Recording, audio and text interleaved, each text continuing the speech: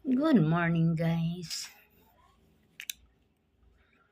Naranasan nyo na bang makausap yung present na ex?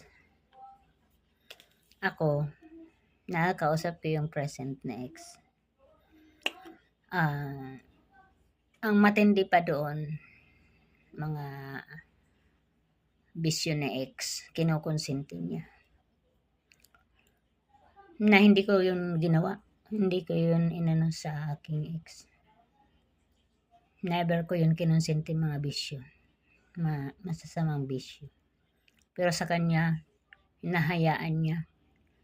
Hinahayaan niya yun na gawin. Sa akin, no. Hindi pwede.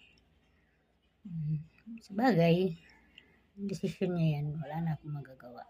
Sila naman na nagsasama, diba? Kaya, go!